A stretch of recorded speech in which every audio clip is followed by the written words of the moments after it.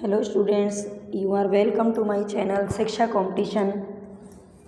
और आज मैं आपके लिए लेके आई हूँ आदिकाल के महत्वपूर्ण वन लाइनर प्रश्नोत्तरी।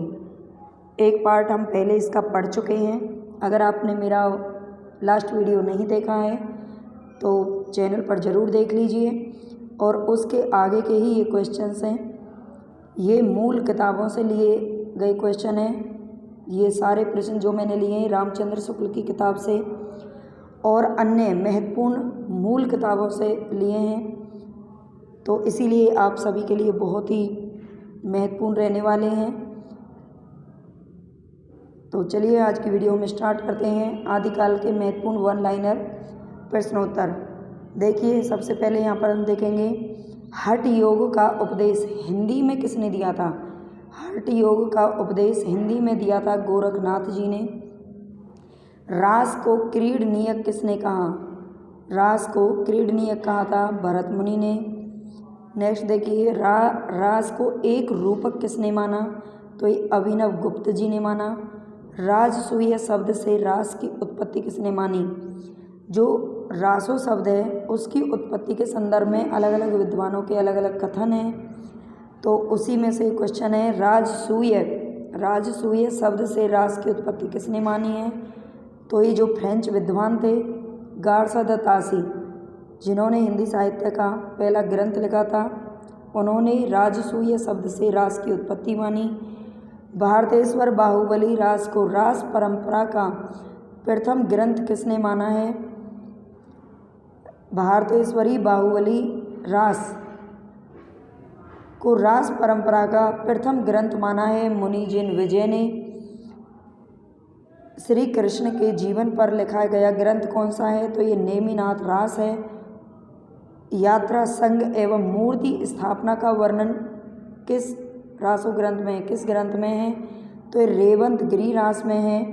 यात्रा संग एवं मूर्ति स्थापना का वर्णन रेवंत गिरी रास से मिलता है, जो विजयसेन सूरि की रचना है।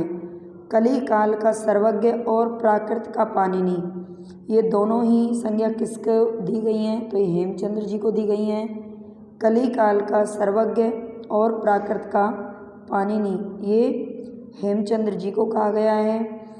हजारी जी ने अपना उपन्यास चारुचंद्र लेख किस ग्रंथ के आधार पर लिखा था, तो ये प्रबंध चिंतामणि के आधार पर लिखा था। हिंदी का प्रथम ऐतिहासिक ग्रंथ ये पंच पांडव चरित रास को माना गया है। श्रृंगारिक गेय काव्य कौन सा है, तो ये बीसल देव रासों में मिलता है।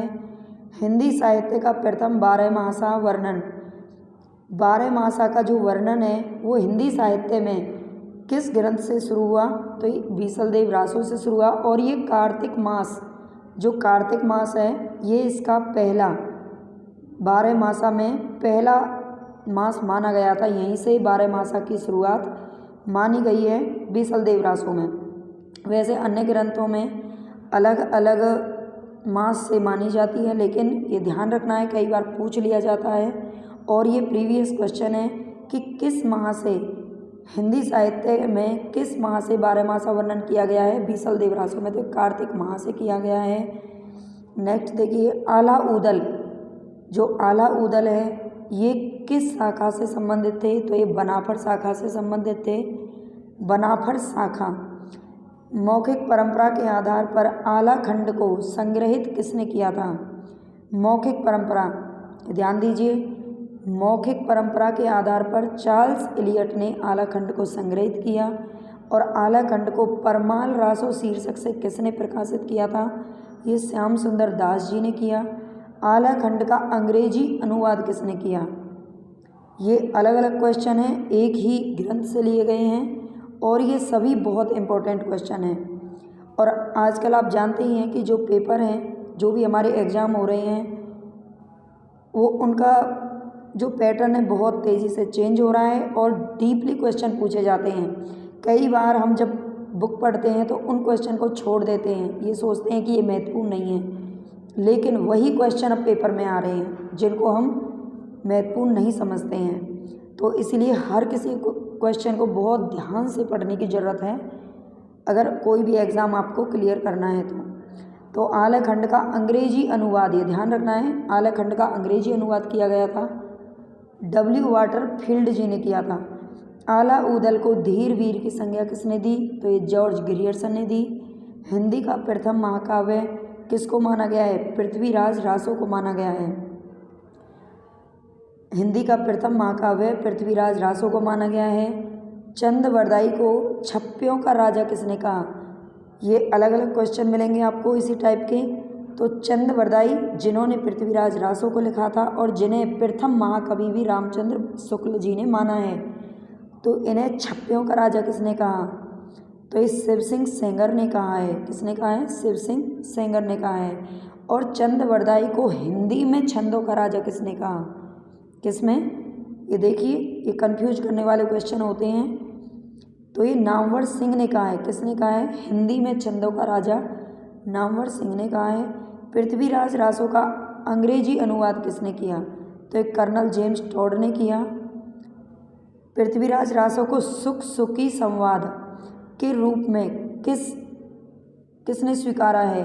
तो ये हजारी प्रसाद जी ने स्वीकारा है। पृथ्वीराज रासो को सुख सुखी संवाद के रूप में स्वीकारने वाले कौन हैं? हजारी प्रसाद द्विवेदी जी। पृथ्वीराज रासो के संदर्भ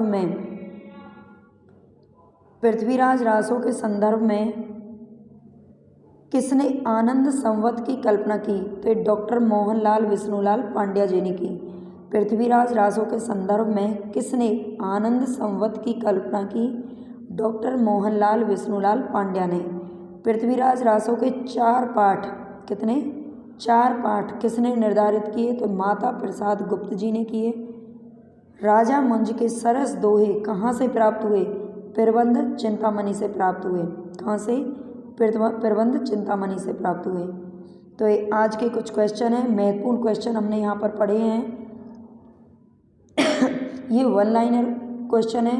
कवि और उनकी रचनाएं ये अलग हैं, और ये जो 1 लाइनर क्वेश्चन आजकल हैं ये सबसे ज़्यादा पूछे जा रहे हैं। आप चाहे कोई भी पैटर्न उठा के देख लीजिए, कोई भी क्वेश्चन पेपर उठाइए जो अब 23-24 में जो भी बन रहे हैं, इन सब में इसी टाइप के क्वेश्चन पूछे जाते हैं। तो उम्मीद करती हूँ ये वीडियो आपके लिए बहुत ही हेल्पफुल रहेगी। धन्यवाद।